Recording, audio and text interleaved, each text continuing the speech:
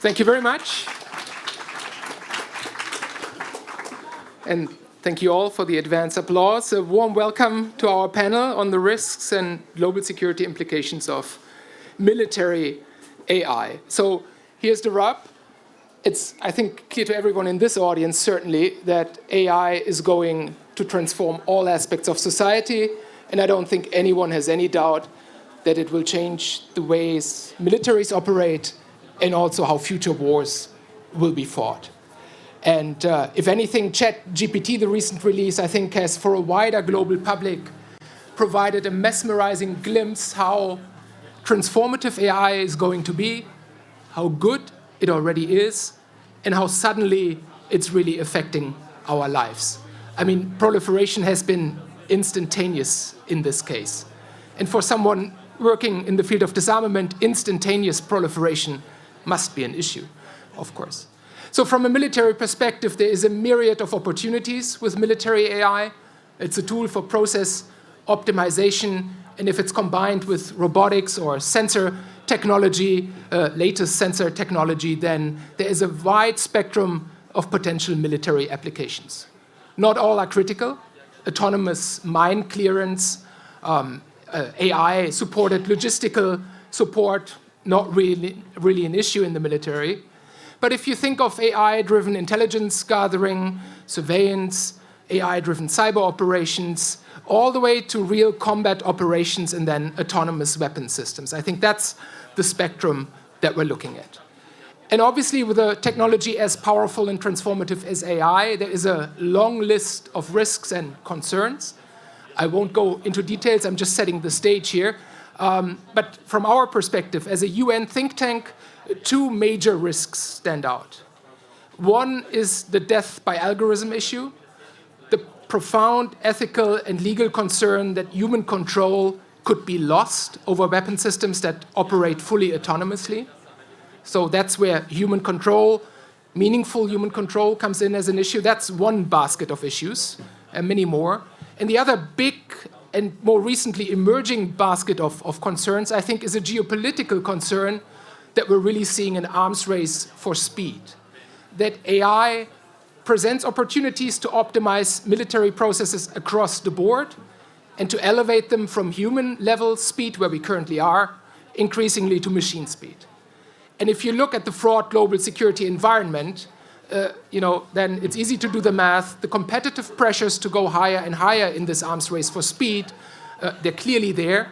And it's difficult to see where the speed bumps and the red lines should be coming from. So that's how we look at it in a simplified nutshell kind of explanation. Now I'll hand it over to the experts.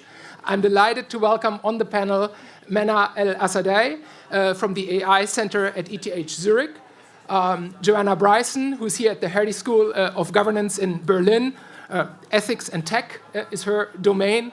And Marcel Balzer from the Fraunhofer Institute, and I cannot spell out the acronym, but he really works deeply on all of these issues. Let's start out with a kind of basic across-the-board question from your perspectives. And you work in different domains. You all are AI experts, but you really take it from different angles. From your perspectives, what are the key concerns, the key risks that you currently see? And Mena, maybe you can kick us off. Yeah, sure. I think it should be on. Yeah, all right. Yeah, sure. Thanks for the question. So I don't work in any military applications at all. I'm working more in the interface between humans and AIs, so trying to design interfaces for AIs to explain their decision-making to humans, but also for humans to give feedback to an AI system so that we can control the decision-making and have more agency. And some of the concerns that I have is that usually when we actually look at how people interact with such models, we have the wrong mental models as users to AIs if we are not experts. So we need to develop our own understanding of what these models can do or cannot do, where they are uncertain or not, and how do we actually interact with these models to have the right expectations of the outcomes. So developing a mental model that actually allows us to operate such systems is one of the main risks that I see if we try to automate everything without having the control.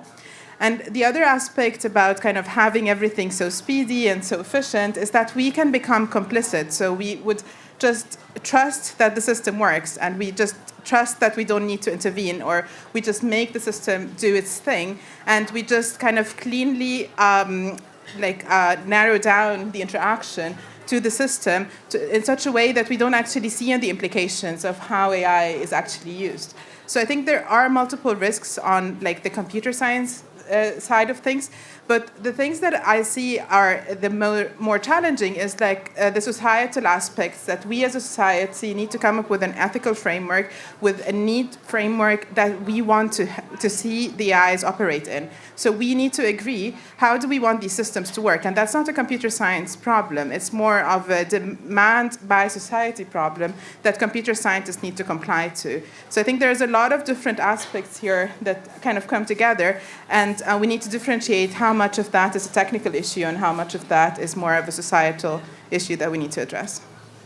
Okay, we'll come back to what we can do in safeguards in a moment. But Marcel, over to you. Your kind of key risks and concerns that you see. Yeah, thank you very much. Meta actually quite perfectly summarized it, because also when you normally have on the theater of war, normally information is bad. Normally you don't trust on it. You get information from other soldiers, from other areas, from other sensors that you normally don't know are they correct or not. In the current situation, this is expected, so people learn how to adapt to that. Now we get these AI algorithms that give a specific number, maybe, that is to 60% this and that, and this really comes to this area of the complacency that you really accept this much, much more than the risk of 40% not, and what does that number actually mean. So one of the risks is really to accept much more risks or much worse decisions in the end than when you trust on a human being. And this changes a little bit the situation. On the other hand, the chances that we see in this area is that you have so much data. And this data is not really information for people.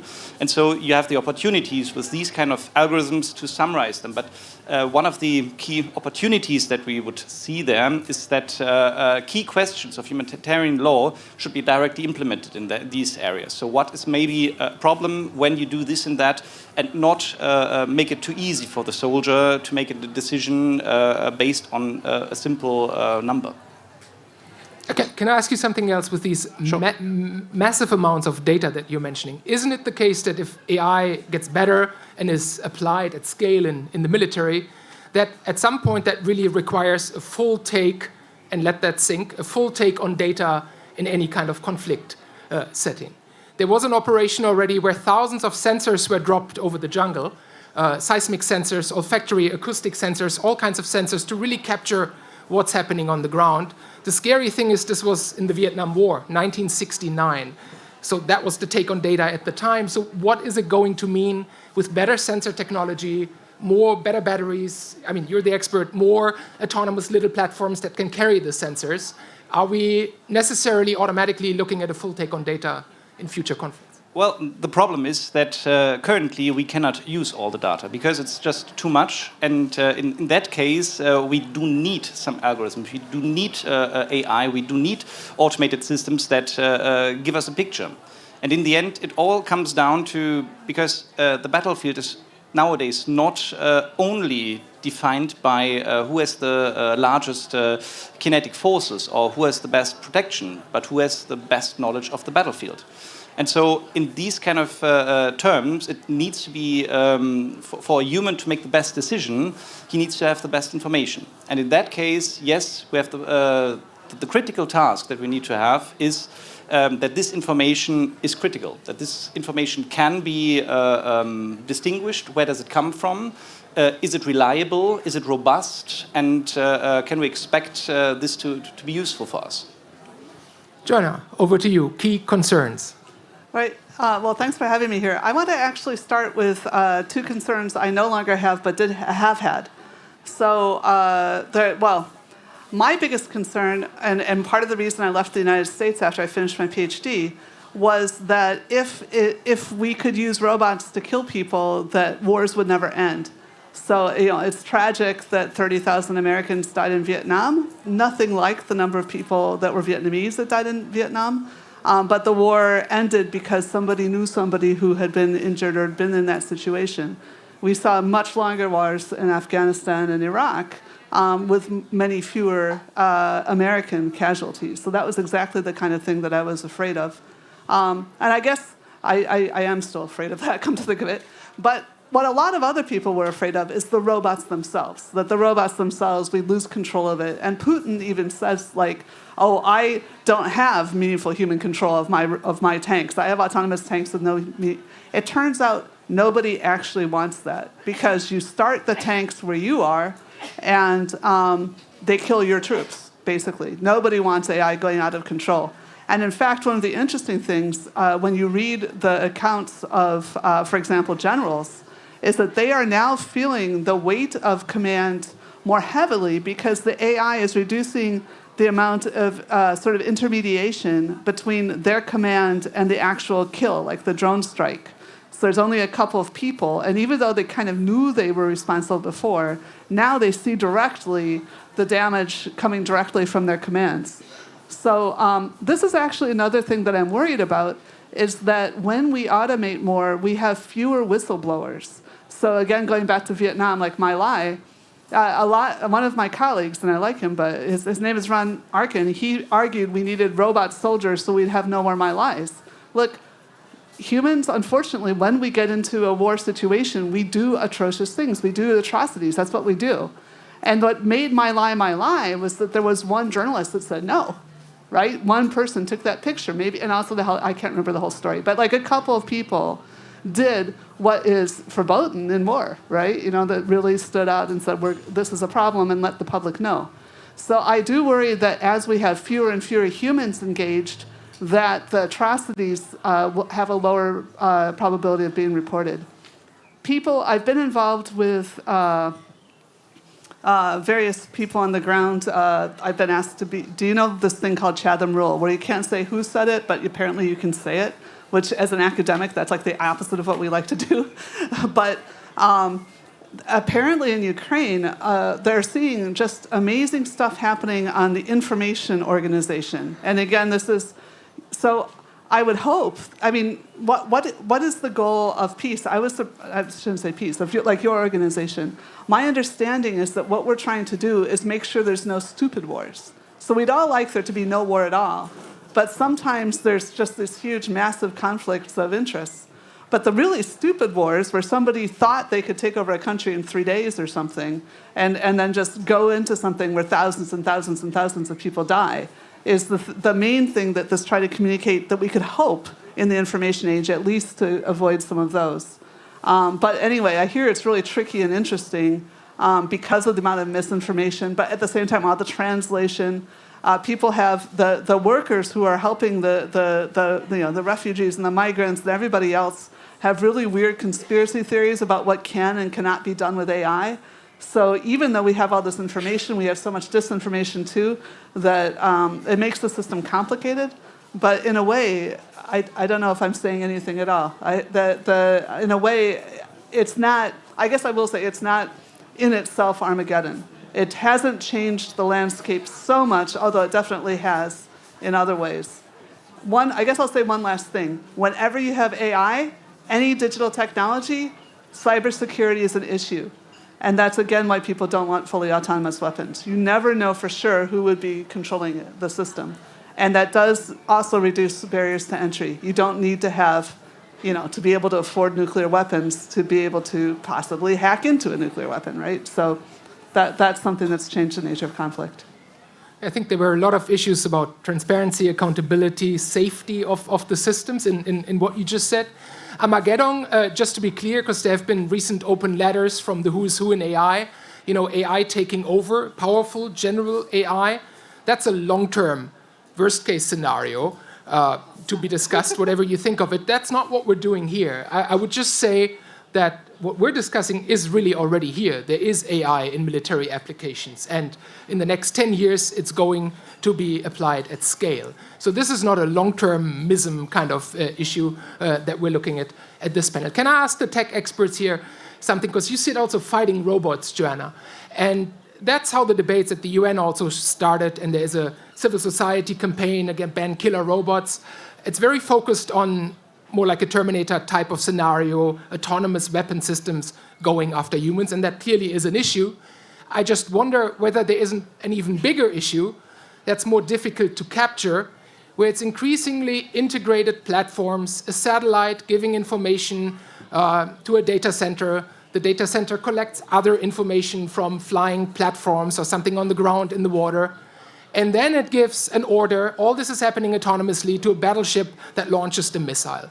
There is no fighting robot in this. This all looks like military stuff that we know, but it's all happening without actual human involvement. And isn't that maybe even the more realistic scenario? Marcel? Yeah, absolutely. I mean, I would say only a madman would create a robot that is autonomously going into the fields of war. I think we do not need to discuss about the application of that.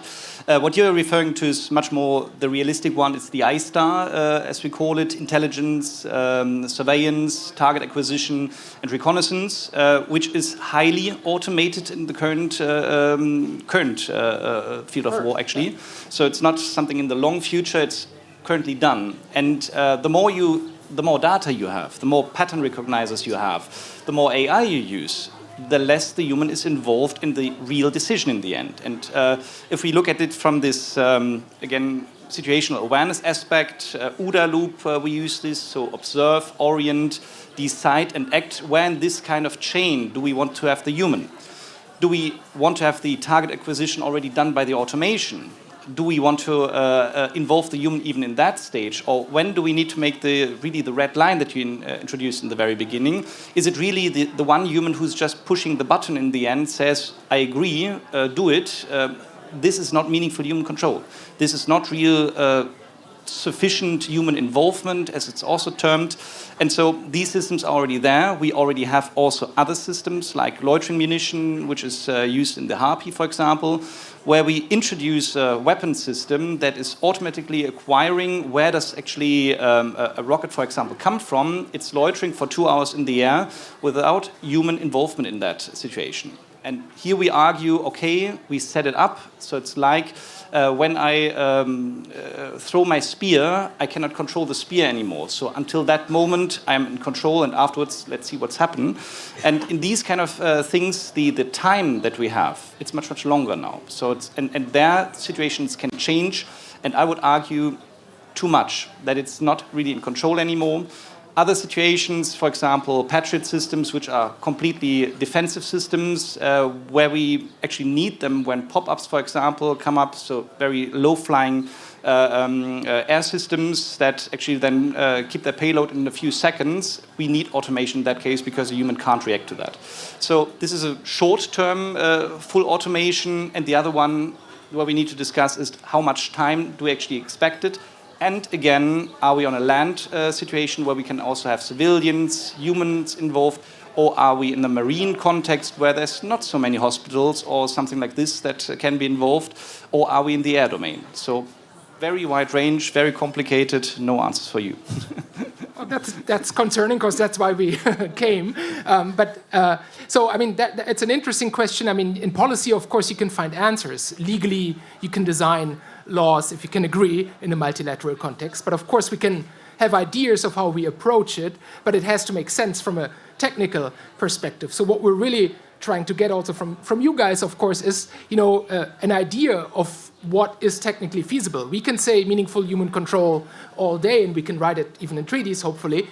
But then what does that mean if things act at machine speed, if the complexity is such that not only is it a question of trust, but really, if it's so complex, what would a human do in the few seconds that might be available in this particular scenario? But Mena, I would like to get your thoughts on these complex integrated systems where maybe in a much more subtle way than this fighting robot, human control is gradually lost just by the dynamics that are at play.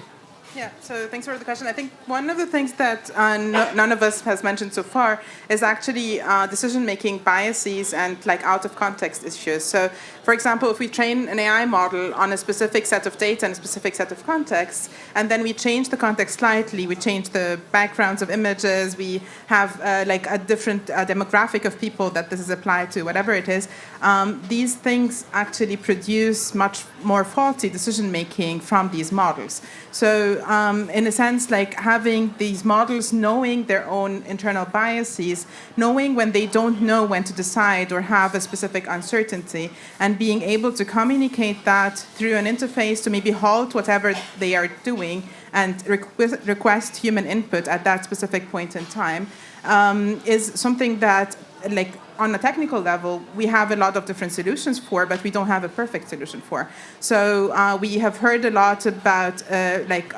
face recognition models, for example, performing much more worse than on faces that are not the average white male, for example. Like, that is something that needs to be addressed if we want to use them as like integrated systems, right?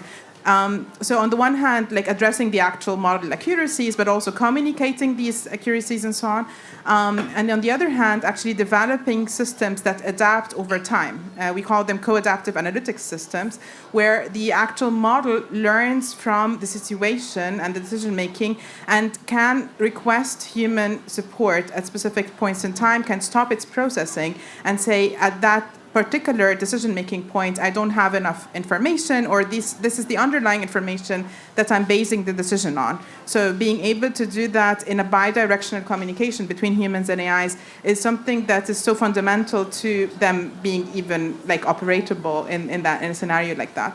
So these are all technical challenges that we have solutions for in different applications, but none of them are kind of safe enough in a sense to be like used in such a critical application like in the military or even medical applications. So I think there is a long way to go in order to make sure that our kind of joint human AI decision making is kind of in a way that has all of these guardrails and boundaries. Yeah. Yeah, but at least it's good to hear that, I mean, there are ideas, and, you know, the perfect is the enemy of the good, and maybe some are good or could mature into something. And you said, you know, the machine could call it off if it doesn't have enough information. Then I guess in the same sense, it could also call it off if you program it in an ethically sensitive way. This is simply a decision that I, as a machine, should not take. I'm not sure there is enough incentives for conservative programming in the military domain, but I mean, from a technical side, if we're looking for solutions, if you say that is in a sense possible. So I think like if we had like an ethical framework that everyone subscribes to and where we know this is exactly what we want to do, I guess from a computer science point of view, these things would be possible to put as guardrails at some point, right? The issue arises when things happen that are not intended. So for example, imagine like something super harmless in a sense, like an operator of such a system gets distracted, gets kind of, I don't know, grabs a coffee or something, like something that is kind of super harmless, and then the input that the system is receiving to train on actually is disrupted. If the system has no way to recognize this, then you're actually training it off a cliff. It's really not what you want the system to be trained on, and it's not what you want the system to adapt to. So in a sense, you want to be able, we call this human trust modeling, you want to be able to detect when the information that you're receiving from a human is stable enough to train something on, and when it's causing more uncertainty, and you want to have some sort of instance that mitigates between this human control and AI control. There's a lot of research there, but it's not nowhere near being applied because we don't have the framework that we want as a society to apply this to in a specific way. Yeah. And plus, in war, nothing ever goes as intended. Yeah. So just add that to what you just said. Joanna, please. Well, I'm okay. I'm going to be a little more combative with. First of all, Marcel already said this, but I would not say this is coming in the future. I would not say that OpenAI's thing is coming in the future either, but also this is something that we're in the middle of. And I think when we portray AI as an other, like a species or something that we found that we negotiate with or whatever, we're getting an incorrect framing. I think it's better to think of it as that we as a society are a social technical system. And the problems that we're talking about, these problems of creating sort of fragility and brittleness, by allowing too much automation without enough, sort of human damping and consideration and accountability. We also see that in companies, right? So sometimes when a company, it used to be if something went wrong, you'd call them, and they maybe could help you, maybe couldn't, and then you would say, let me speak to your manager. If you're only talking to a web interface, then you can't say, let me speak to your manager. And now sometimes people figure out, oh, people don't like that, and so then they do let you talk to a human, but that human is then talking to the interface and can't allow you to talk to the managers. Actually, managers are expensive. There's fewer managers, and customers are even more prevented from talking to them than they used to be. So my point here is that basically these are problems of designing a system all the way through, and I don't think it makes sense to talk about the AI itself reflecting or capturing and then enforcing our values. I get that a lot. Remember when was it Air Berlin? The plane that a guy smashed, and lots of people died? And Germanwings, yeah. And immediately after that, I was at some meeting in the US that Musk was paying for. and I didn't know that when I signed up. There were people saying, this will never happen again. The plane will know not to take that direction. I'm saying, well, then what is a pilot, right? We can only hold humans to account. Our entire system of justice is about the fact that we care about losing time in jail. I mean, a lot of people, some of the people that went to jail during the Trump administration had cost tens of thousands of Ukrainian lives, but they weren't willing to watch their son go to jail for 2 years, so they flipped, right? So it's this immediate concern about how does my life and how does my family do that is the only kind of control we have over each other. And so this is trying to build that into a machine, trying to capture this moment. I don't think it's just that we haven't come to a negotiated agreement. I think that would just be a mistake. I think what we have to do is we have to, value-aligned design should mean that the system expresses the values of the people deploying the system, and maybe also moderated by those developing the system, but I think even that is somewhat controversial. Because otherwise, I don't see how we can negotiate, and we can be agile, and we can figure out how are we going to solve this current conundrum. And there are, the biggest thing we should be fearing is, of course, climate change. There will be massive migration. There will be massive changes. We're going to move entire cities. We will not be as rich as we are now, right? And so we're going to have to deal with these things, and we need to be able to communicate and negotiate about that. And so there will be changes. And so I think it's very important that we use all this intelligence we're building to find ways to negotiate with each other and to make sure there's always a stream through any organization, including military command, that where humans are the ones that are negotiating and learning and understanding and empathizing and recognizing the context they're in. I think the problem is if we don't get better at getting our security, global security and peace issues right, then our capacity to move on climate change is extremely inhibited and limited even. Part of what I'm saying is that these are linked, right? Indeed. So the better we can negotiate and the more fluently we can move together and move systems, socio-technical systems together, the sooner we can start adjusting. So, but towards solutions and just further ideas, even if they might not be applicable just now. But one question is how, from your perspective, could we ensure alignment of AI decision-making with ethical principles? And for a moment, let's leave what they are, but legal and ethical principles in international law. How do we ensure that type of alignment? And then also, because we want to save some time for Q&A with the audience, this human-AI teaming, and maybe that's just a buzzword, but I know you work on it, Marcel, if you could enlighten us a little more what that really means. Can they really be teammates of some sense so that there is meaningful or good degree of human control? Well, there are some teams where you actually do not need meaningful human control. You actually explained in the very beginning there are military systems that, in logistics, that follow each other, that we don't have ethical problems in that area. Even though we still need to consider something might go wrong, and then we have a rogue vehicle that is actually also doing something odd. But in the end, I'm not a believer in ethical decision making in an algorithm. So it can only highlight critical issues. So in my point of view, a good human autonomy team would offer, next to options that I could choose from, also the respective issues that might tackle in the international humanitarian law, for example. Is it proportional what is being done there? Just as a question, not giving me a number, it is proportional or it's very proportional, but keeping me up as a human involved. Did you consider this and that? So really raising up the question. This I would understand as an algorithm that has ethical aspects implemented, but not something that evaluates that. We can implement value systems, yes, but only as support systems, in my point of view. So when decisions are being done, then, for example, in a land situation, let's take Ukraine, because it's a current issue, where we have a lot of civilians still around. There should be always a consideration. Here might be civilians. It's very likely that you can also target objects that should not be attacked.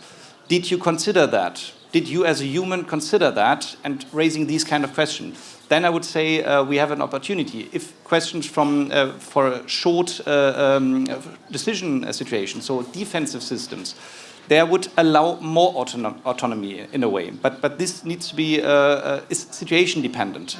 An offensive action should always be very considered by the human, very involved in a human. And this is why we always considered 3 different aspects of military systems. The one is the logistics, information system that actually gives me information, offensive cyber systems where you can also destroy civil aspects when hospitals can't have any electricity anymore because of a cyber attack. You also have some moral aspects that you should have considered, and the kinetic force. Joanna, your take on AI ethical alignment, if that works, and teaming questions. That's what I was trying to say in my last turn. So no, I don't think it makes sense to think about teaming. I really think whenever you do that, you're reducing transparency. It's important to understand that the AI system is something someone's designed and that you have responsibility, and the AI system can't have responsibility. So I think it's really important to realize it's not a collaborator, it's not a colleague, it's not a peer. It's not something you can even be totally sure is working. Of course, this is sort of true with people too. But I think it's really important to, as I said, to recognize this isn't a new cliff, it's a continuum. And so the situations we're in here are actually an improvement over like landmines and cluster munitions where little children, I mean, here in Berlin, you know, that we keep digging up stuff from whatever it was, how many, 60, 70 years ago? And these things will still go off, right? But if we had digital weapon systems, we could hopefully just shut them all down at the end of a war and really disable them. So I think, I just don't think it's the correct metaphor, no. Okay. Well, digital demobilization, I guess, is a next panel issue. But Mena, your take on this ethical alignment, legal alignment as well. I mean, it's all included. Yeah. So while I 100% agree with what you just said, I think we need to consider if we were forced to make decisions as computer scientists, as designers of these systems, what would be the best decision under the circumstance that we want to do human-AI alignment and teaming. And for that, we do a lot of different research where we ask ourselves what would be the right kind of metaphor to actually like talk or interface with an AI-based agent. So we think about how do these agents kind of analyze the intention and the analysis kind of context in which they're operating, how they look at these different situations, how do they adapt, and how do they communicate their decision-making. Going back to, Marcel, what you said about offering different options, actually, that could also be situation-dependent, where it basically says, I right now, based on the data that I have, I should not make a decision, versus I can offer you a ranked list of options, versus I can offer you some options, but without ranking them because I don't have enough information and so on. So there is a lot of kind of mechanisms that we can apply in the design of these applications, but I always keep coming back to, as computer scientists, we're making these decisions day in, day out. So what would be the most informed way to make these decisions? And where do we want to say we don't want to have that being decided automatically, and we want the methods or like the algorithms, the system, whatever it is, to stop processing and maybe involve a human in the decision making. I'm not a military kind of expert, so I don't know what to say about that in the military context. But from a research point of view, these like systems and like the teaming possibilities, they exist. So we can make use of them to the best ability possible that we want to put in such contexts. But I think it isn't an easy solution, but we were just having this discussion in a context probably a lot of you are familiar with, which is recommender algorithms. So there's a big dispute in the literature about whether humans should have transparency. In fact, Jack said after he left Twitter, the big mistake we made was creating tools so that other people could control our customers' experience rather than creating cool tools so that our customers could choose their own experience. Now, I'm very strongly in that camp. I really think you want the individual humans, especially in a military context where presumably there's a filter of who is likely to be in the context anyway, that we really, really want them to be able to, yes, get recommendations, but then drill deeper, make their own decisions. And whatever interface, work with it, test it, whatever interface works best so that they get the right kind of information in a way they understand. Again, we kept customizing for different people because different people perceive things differently too. So there's a lot of things we can do in that direction. On the other hand, when I have these arguments with people that work for Twitter or Facebook, they say I'm being elitist because, oh yeah, you high-end computer users, you had no trouble with the old way, but it's better to learn and not to ask the customer and to learn what the customer really wants. And I think that's created some really negative outcomes in Twitter. And again, in a military context, you have the kinds of mass failures that were talked about earlier, not by me. But one of the big problems is if you have a big system that's working nicely together that could never have happened otherwise. Oh, I'm confusing this with another talk on a different stage. Sorry. It was about, do you know this was like 2 days ago? I don't know if it's part of the war and nobody's going to tell us. But in Amsterdam, there was a glitch in the computers and a whole lot of people could not go home and wound up sleeping in, some of them were at a concert, so they slept in the concert venue. Others slept in the trains, but they got no food and they could not go home for like 12 hours. And this was like 2 days ago, right? That kind of vulnerability is something we don't want to see. I think we need a highly distributed system with a lot of points that humans can come in. And that's the way, for example, Facebook does its software now. Every single person can, if they see a problem, fix it. And then there's a huge suite, again, of automated testing tools so that before it gets implemented, it gets tested a million ways, and then it goes to just the Facebook users themselves. And then it goes to the 2%, so you have a very careful distributed way of doing things. But I guess I prefer that kind of, rich, there's still people that have different levels of authority, but distributed so that everyone, including, as you say, the civilians in Ukraine, that they are information sources, they want to help, and their information that they have a pathway to informing the entire effort is critical. So, back to other solutions maybe and ideas. States, for obvious reasons, in the multilateral global setting right now, disarmament is not looking too good, as everyone will agree, in the current state of affairs. And it's very difficult to get, different sets of states talking to one another. In your communities, is there exchange, and I mean outside the kind of like-minded coalitions, is there exchange among computer scientists on any, obviously not the top secret level, but on any level? Are there any of these kind of, call it science diplomacy is a new buzzword where I work. Is there any kind of, these kind of dialogues even and exchanges, or is that not something that's currently happening? How often do you travel east to discuss these issues? I'm going to China in 2 weeks. Yeah, that's, I think, is quite interesting, but for others as well. And could you think, let's take it further, could you think of any kind of forum, anything that could be there to advance dialogues, at least in this direction, to raise awareness, more sensitivity to the issues that we should really be looking at? Bust some of the myths, but I think there are a few hardcore issues here on the table where it would really be urgent and high time states get their act together and move fast. I mean, what I'm very happy about, I need to say that the current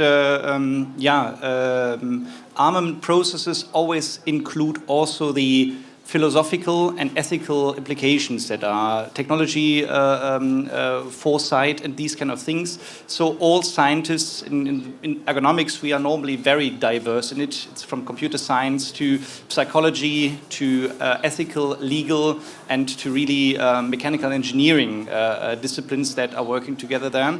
And also in the NATO context, I mean, this is why I'm in this group, which is called Meaningful Human Control over AI-based Systems. It is a dialogue within NATO, not with these countries that we are considering not our friends currently, which should be also one of the dialogues that we should be involved in, which I'm not. So this is something that could be considered. But in the end, to understand the ethical implications, this is done. This is currently, the awareness is there, also from the companies, which is also a very good thing, a very good movement that we see, that also a lot of companies consider issues there and need verification processes, need certification processes. Okay, you could argue in order to make better products that they can sell, but also they see the issues there, they see the implications there, and they see that if a rogue product that they send out in the end would also destroy their company, is also one thing that is a good move, I would say, which we did not have in the past 15 years. So this is currently something that I'm looking positive in this area. Okay. Well, it's good to hear a positive note in these times in any case. And I mean, conflict prevention, mitigation, whatever you want to call it, you don't do it with your friends. You have to do it whether you like it or not with your enemies. So I really think we should be looking more towards these kind of dialogues where they might be possible. Mena. Yeah, so I think from my point of view, I'm not involved in any policy making decision or conversations at all. But from the scientific point of view, there are a lot of discussions on what would be a right framework to actually make such systems accountable in some sense. Ideas only, nothing really to use yet, but that is an interesting thought to have. What would be an equivalent to making humans accountable in that context? What does it mean to trust a model and trust AI in a very specific context? There is no real definition of trust in that setting. I've been involved in numerous different international discussions on how to actually define trust, and there is no consensus yet. There are aspects of trust that we can measure. There are aspects of trust that we can define, but not a holistic definition of that. And then there's also all of the talk about how does human AI decision making evolve over time, and how do you actually get humans to be misled by a design or a specific context. So we've ran a lot of experiments with doctors, for example, where we showed them a very kind of a tailored design of an interface that guides them through the decision making. And these experts of over 30 years of experience, over half an hour, we could mislead them by intentionally designing a system to misguide them to a specific situation. So in the sense that when we're talking about humans need to have enough information to make these decisions, or they have to have enough expertise and so on and so forth, by designing these systems in an appropriate way, intentionally or non-intentionally, we can mislead even the experts. So we need to basically figure out how do we have safeguards also on a technical level. So there's a lot of that talk happening in the scientific community, and I think that needs to seep through to actually decision-making and policy discussions as well. No, so if you Google "no one should trust AI," you will find an article by me on the UN website. Right.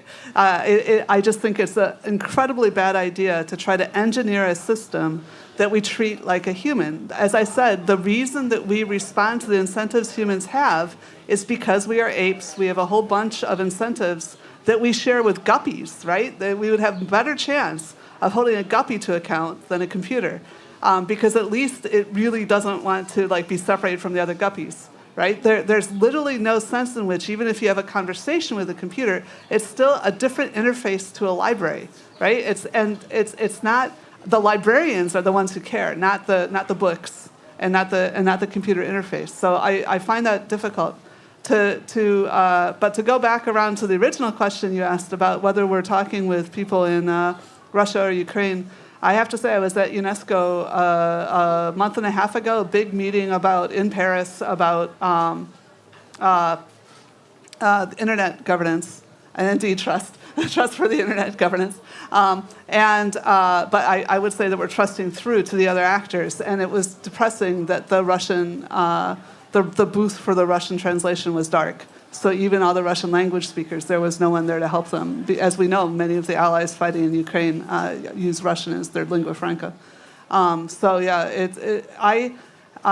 are a lot of Russians in Berlin now. I talk to them if I meet them. Originally, when the war started, people said, "Oh, hate Putin, don't hate all of Russia." And then the Ukrainians that were in Berlin said to us, "No, we went through a lot to have our revolution and to become a less corrupt country. The Russians need to stay in Russia and fix their problem." So I can see both of those perspectives.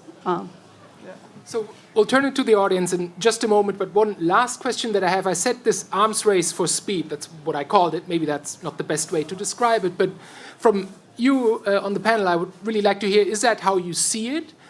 Any ideas, what speed bumps or red lines we could draw there? The problem to me really seems to be it's a race to the bottom or a race to the top, whichever way you look at it. If we keep it at level 3 autonomy, whatever that means, then probably someone else will take it to level 4. And if that happens, we probably have to take it to level 4.5. But that's probably a simplified way of looking at it. There's costs involved and other inhibiting factors, I hope. I'm just curious how you would look at this, because from our perspective and where we look at it, that's clearly a dynamic that seems to be emerging globally. In my perspective, the ultimate red line is that the final decision of the use of force should always be the human ones. In order to do this, he needs to be informed. So it's also, we need to take care that it's always an informed decision. Not that, like for example, in train riders, for example, they need to push a button all the time that they are alive. So not a dead man's switch. That's not something that we would have there. And I think this can be actually very well designed in a policy way. And probably you have better information there about how the Chinese and the Russian perspective on the terminology of autonomy actually is. Because there we have already some definition problems where China, for example, says, yeah, we should completely forbid autonomy. But what they understand as autonomy is something different that we understand as autonomy. And so it's a lot of work that we need to do in defining what does that actually entail, defining terminology, creating the right ontology there. But in the end, we need really to stop at the point where we say, okay, in certain situations, full autonomy could be useful, even though it is already possible. It's already there. We already have systems that can be used for a longer time in an autonomous state, and this really is the troubling part. It's hard to regulate systems that are already in use. Quick reactions, please. Sorry. You first. All right, sure. So I agree that decision-making should kind of remain by the human.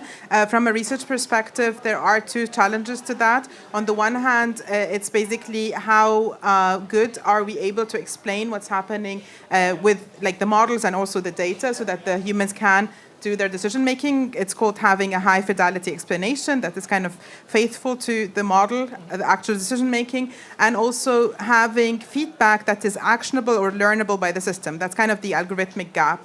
And then you have, on the other hand, what you were describing right now is something that humans can understand. So it's the kind of the comprehensibility of whoever is operating the system, and also the expressiveness of the operations that they can perform in order to kind of have the feedback go back to the system. So these are kind of the two different gaps. One kind of is more the comprehensibility or human-centeredness gap, and the other is the algorithmic gaps. And overcoming these two in a unified approach or a unified system is kind of the challenge that we are facing, ultimately to kind of not cross that line, to have humans kind of make decisions where they're not informed or where they're informed about the wrong thing and so on and so forth. So kind of echoing what you were just saying, Marcel. Yeah, I largely agree too. I'm extremely interested in transparency. I guess the one thing I would say is, again, based on what I've seen from reports about military systems, and that if some country did push it further than the other countries, they might find that they were blowing up their own soldiers and they might roll it back again. So I think without this kind of transparency, you don't have a stable system. I mean, one thing, and this is a little bit weird, but one of the theories that they're, in fact, famous philosophers, Petit and List, wrote this book in 2011, claiming that that governments themselves, like cities, governments, large corporations, are a form of AI. And I think because again, nobody really knows what they're doing. Nobody in it. There's not really the president somehow knows how the whole system works, or the chancellor or whoever. And yet we make those systems work, and we're constantly striving to make them work better. And I think that's the best way to conceptualize this whole thing. We have new technology that makes some things easier and some things harder. And we just have to keep working in a way that's transparent and where we can figure out what the best solutions are and ramp them up. And the solutions we had, for example, with chemical weapons and things like that, too. We know chemical weapons have been used in the last decade. But by and large, it's still, by banning them, we still create that much more effort in having people illegally deploy them. And it's that much easier to get consensus about what to do about it. Thanks very much. So we'll open it up. Do we have any questions in the audience? We can take a few en bloc. We'll start in the back and then work our way up front. I don't know. There's someone in the back as well. I don't know how the mic. It's good to have a woman go first anyway. Yeah, okay, please. Okay, I'll start. Silke Hahn from Heise Medien. I'm wondering about the latest deployment of Palantir, that military platform. It has not yet been addressed. Perhaps one of you, eventually Joanna, would like to say something on that. Right. So I think the reason that came up is because I was just a couple of days ago at an art convention in Leipzig that was funded by Palantir, and so there was some controversy about that. I guess I don't have anything to say about any current system. Maybe you know about one that you should inform me about. But what I do know about Palantir was that initially they were doing unbelievably wrong things, that the entire community is just like, that's not how you should use AI, biased things, whatever. Now they're basically a military weapons deployer that has a really bad name, kind of like Facebook, so they actually keep engaging and coming to all the ethics meetings and saying, what can we do? How do we make it trustworthy? Apparently, and I learned a lot. The reason I went was because some of our alum asked me to at Hertie School, and it was nearby, and it was art. And I thought, and I do engagement. I also engaged with Google when some people thought nobody should. I'm going to China. I mean, I remember watching Tiananmen. I thought I would never go to China while the current administration was there. But it's turned out that I've learned, and I think I've done good the last couple of times I got engaged that way. So anyway, I think that it's very hard. And this goes back to the thing about, will another country do something? What we saw with Microsoft and Google deciding not to do face rec was then another company, a little company also funded by Peter Thiel, Clearview AI, just came up and did all the stuff Microsoft and Google refused to do. So in a way, when you have one provider... Sorry, we have 6 minutes left or so. In fairness to some others who want to ask questions. Yeah. Okay, you get that. Well, basically, you were about to answer already my question too, because I was wondering, if we keep talking about ethical questions in military AI, how long can we actually sustain these ethical values? In peacetime, it's easy to talk about all that, but in wartime, especially when an opponent is not complying or not caring about our ethical standards, as we can see now in Ukraine, there's not the same set of values, but shouldn't we already include like an override ethics switch in all our solutions? So basically what you just said, somebody will come up with something else and that will be used definitely, and it gives us a disadvantage even though it's ethically perfect. Excellent. Let's take a few more just to make sure we can capture a few more views. So ethical override, yeah, we get that. Yeah, hi. Tim from Bayerischer Rundfunk. I wanted to ask if the panel could comment on a recent presentation of a Pentagon person who said that in one of their tests of drones, the drone decided it would be the best solution to all of its problems when it would kill their operator, because then it has no one who could give it bad marks. Could you comment on that as well? Right behind you is someone else. Hi, Teresa from Global Counsel, a public affairs agency working for lots of tech companies. Recently, there's been lots of talk about having an kind of like a model like the International Atomic Energy Agency, but for AI, kind of having an oversight into technologies, maybe also having the agency to look into technology that's behind non-disclosure and frameworks. So do you think that that kind of organizational arrangement could work in this context? Excellent. I think we can take one more, please. You said that transparency is very important, but for me, AI and transparency is kind of a contradiction. So how would you bring those two together, or what would be your idea there?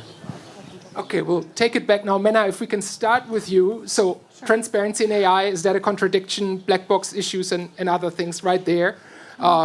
International institution that could work on these issues? Excellent question, I think, and a hard one. Killing the operator, if I understood correctly, an ethical override. Mena.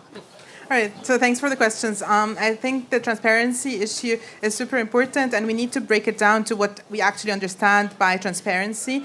AI, you pointed out kind of the similarity to governments and stuff like that. These are all non-linear decision-making processes. So if we can break it down to what are the aspects that we want transparency for, and like for which tasks, and like what types of data and so on, then it becomes more clear what objective we have with transparency. There is a lot of research about that, but yeah, again, happy to kind of have discussions about that later. In terms of oversight, I think that's a very, very good idea, and to have some sort of internationally agreed upon kind of sets of rules and ethics, and kind of going back to the override and so on, knowing what we want to do for the best of humanity and not for the best of a specific actor or country, whatever it is a very, very good idea. And I think developing something towards kind of a standardized, sets of like very technical operational aspects that we should look for is a good thing to do. So that kind of also would inform our kind of override aspect. So if we knew what we were looking for, there are deadlines, then we can develop them and bake them into the systems.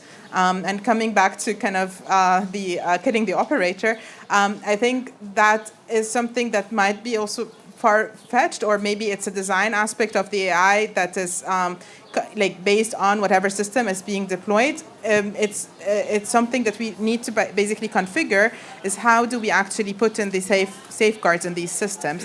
I think that's kind of going back to this oversight, and it's a very, very important discussion to have before we deploy these systems, but it's something that we need everyone to be on the same table to have these discussions. It's not a one-sided kind of like ethics based on one community type thing, but it's something that has to have a lot more actors involved. So that's my answer to this question. Thank you very much. Joanna, over to you. Okay. Short answers, please, because we're running out of time. Yeah, no, the thing about the ethical override switch, notice that if you took the strategy that I suggested, that the AI is always reflecting the humans, then if the human ethics changes, the AI is expressing the operators anyway.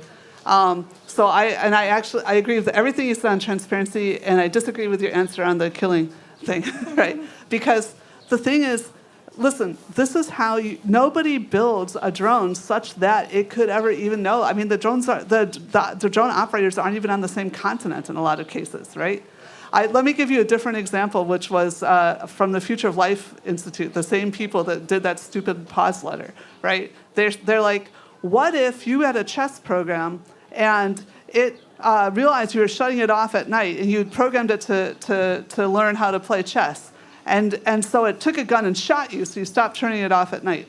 Look, when you play chess, there's no representation of day or night, so therefore that system would never know if it was day or night.